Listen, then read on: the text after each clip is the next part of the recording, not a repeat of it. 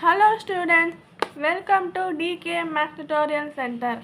இப்போ நம்ம பார்க்க போகிறது சாப்டர் 8ல் 10th மேத்ஸில் சாப்டர் 8ல் எக்ஸசைஸ் 8.3ல் 14th சம் பார்க்க போகிறோம்ப்பா. இப்போ இந்த சம் வந்து ஈஸியான சம் தான், எப்படி பண்ணால் பார்க்கலாம். இப்போ ஒரு கேம் இருக்குது, அதோட என்ட்ரி ஃபீஸ் வந்து 150 ருபீஸு. இப்போ இந்த கேம் வந்து என்ன கேம்னா, இப்போ கேம் வந்து விளையாடுறதுக்கு முன்னாடி ஒரு என்ட்ரி ஃபீஸ் 150 பே பண்ணிட்டு தான் கேம் வந்து ப்ளே பண்ணணும். இப்போ என்ன கேம்னா, ஒரு காயினை வந்து 3 டைம் டாஸ் பண்ணுறோம். ஸோ அப்படி டாஸ் பண்ணும்போது கண்டிஷன் என்னென்னா, 1 இல்லைன்னா 2 ஹெட்டு, ஒரு காயின் 3 தடவை டாஸ் பண்ணும்போது ஒரு ஹெட்டு இல்லைன்னா 2 ஹெட்டு வர இருந்தால் she gets her entry back free. Entry fee பேக்குன்னு கொடுத்துருக்காங்க. அதாவது அந்த தாராங்கிற ஒரு பொண்ணோட ஃபீஸ் வந்து ஃப்ரீயாக ரிட்டர்ன் பண்ணிடுவாங்க.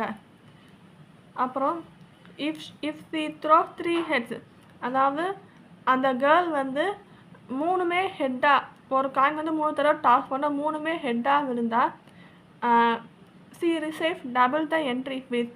என்ட்ரி ஃபீஸ் வந்து டபுள் டைம் வந்து வரும்னு சொல்லியிருக்காங்க. அதர்வைஸ் சி வில் லாஸ்னா, அதாவது 1 or 2 ஹெட்டே விழாமல், 1 2 ஹெட்டும் 1 or 2 ஹெட்டும் விழாமல், 3மே ஹெட்டும் விழாமல், ஹெட்டே சுத்தமாக விழாமல் ஜஸ்ட் டெய்ல் மட்டும் வந்துச்சுன்னா அந்த கேம் வந்து லாஸ்ன்னு சொல்லியிருக்காங்க. இப்போ ப்ராபபிலிட்டி என்ன கேட்டிருக்காங்கன்னா, she gets double entry fee, அதாவது டபுள் என்ட்ரி ஃபீஸ் கிடைக்க என்ன ப்ராபபிலிட்டின்னு கேட்டிருக்காங்க. ஸோ டபுள் என்ட்ரினா என்னது, டபுள் என்ட்ரினா என்ன கண்டிஷனு இங்கே, இஃப் ஷீ த்ரோஸ் 3 ஹெட்ஸ், 3மே ஹெட்டாக இருந்தால் டபுள் என்ட்ரி கிடைக்கும். ஸோ 3 ஹெட்டாக இருந்தால் என்ன ப்ராபபிலிட்டின்னு கேட்டிருக்காங்க. அதே மாதிரி ஜஸ்ட் கெட்ஸ் ஹர் என்ட்ரி ஃபீ, அவளோட அந்த பொண்ணோட என்ட்ரி ஃபீ மட்டும் வந்தால் என்ன ப்ராபபிலிட்டின்னு கேட்டிருக்காங்க. அந்த என்ட்ரி ஃபீனா என்ன கண்டிஷனு, என்ட்ரி ஃபீ பேக்குக்கு என்ன கண்டிஷன் கொடுத்துருக்காங்க, 1 or 2 ஹெட்ஸு.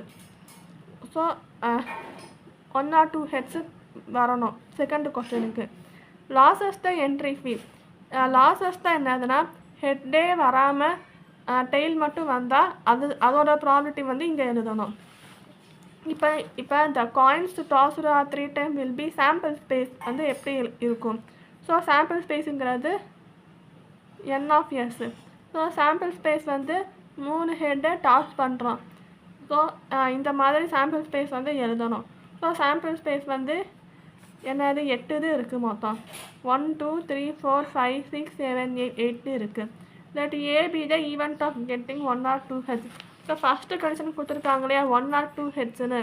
ஸோ அதைத்தான் let A be the event of getting 1 or 2 ஹெட்ஸ்ன்னு எழுதுகிறோம். ஸோ ஒரு ஹெட் இல்லைன்னா 2 ஹெட் வரை இருக்கும் மேக்ஸிமம். ஸோ அதில் பார்த்தீங்கன்னா ஃபர்ஸ்ட் ஒன் 3 ஹெட் இருக்குது, அது எழுதக்கூடாது. இதில் 2 ஹெட் இருக்குது, HTHன்னு அதை எழுதுகிறோம். இங்கே THHல 2 ஹெட் இருக்குது. ஸோ இந்த THH இங்கே எழுதுகிறோம். அப்புறம் இங்கே ஒரு ஹெட் இருக்குது, ஸோ TTH இங்கே எழுதுகிறோம். அப்புறம் இங்கே 2 ஹெட் இருக்குது. ஸோ 2 ஹெட் இருக்கனால HHT வந்து இங்கே எழுதுகிறோம். இங்கே ஒரு ஹெட் இருக்குது, ஸோ HTT வந்து இங்கே எழுதுகிறோம். இங்கேயும் ஒரு ஹெட் இருக்குது, ஸோ THT வந்து இங்கே எழுதுகிறோம். இங்கே ஹெட்டே எல்லாம் இங்கே எழுதக்கூடாது.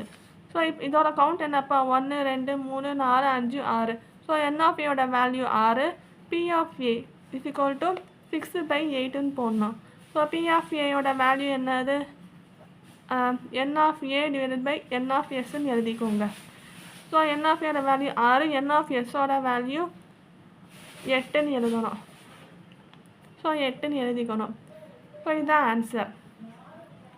ஃபர்ஸ்ட் ஆன்சர் கேன்சல் பண்ணோம்னா 3/4 வரும். ஸோ இதுதான் ஆன்சர். அப்புறம் let B be the event of getting 3 ஹெட்ஸ்ன்னு போடுறோம். இந்த அடுத்த கண்டிஷன் என்ன கேட்டிருக்காங்க, இஃப் ஷீ த்ரோ 3 ஹெட்ஸ்ன்னு கேட்டிருக்காங்க இல்லையா, அதனால தான் let B be the event of getting 3 head. 3மே ஹெட்டாக மட்டும்தான் இருக்கணும். 3மே ஹெட்டுனா அப்போ HHH இது மட்டும்தான் வரும். ஸோ இது மட்டும் எழுதணும். இதோட வேல்யூ 1ன்னு போடணும். அப்புறம் ப்ராபபிலிட்டி P of Bன்னு போட்டு n of B by n of Sன்னு எழுதிட்டு 1/6ன்னு எழுதணும். So probability that she gets double entry fees 1/6. ஏன்னா கொஸ்டின் என்ன கேட்டிருக்காங்க, if she 3 ஹெட்டு விழுந்தால் she receives the double entry ஃபீஸ்ன்னு கேட்டிருக்காங்க இல்லையா. ஸோ அதனால தான் ஆன்சர் எழுதும் போது இப்படி எழுதணும். Probability that she gets double entry fees 1/6 எழுதணும். அதுக்கப்புறம் let C be the event of getting losses the entry fee அப்படின்னு எழுதணும். ஸோ லாசஸ் த என்ட்ரி ஃபீனா ஹெட்டே விழாமல் இருந்தால் தான் லாஸ்ன்னு இங்கே கண்டிஷன் வந்து கொடுத்துருக்காங்க. அதர்வைஸ் சிவில் லாஸ்னால் என்ன அர்த்தம்? ஹெட்டே எதுவும் விழாமல் இருந்தால் தான் so losses the entry fee அப்படின்னு கொடுத்துருக்காங்க. ஸோ ஹெட்டே விழாமல் என்ன வரும்? டிடிடின்னு இருக்கா. ஸோ மூணுமே டெய்லாக வரணும். ஸோ மூணுமே டெயின் போட்டு எழுதிட்டு இதுவும் என்ஆர்சியோட வேல்யூ 1ன்னு போட்டு பிஆர்சி 1/6 எழுதணும். So probability losses the entry fees is 1/6 அப்படின்னு எழுதணும். அவ்வளோதான் இப்போ ஆன்சர். தேங்க்யூ ஃபார் வாட்சிங்.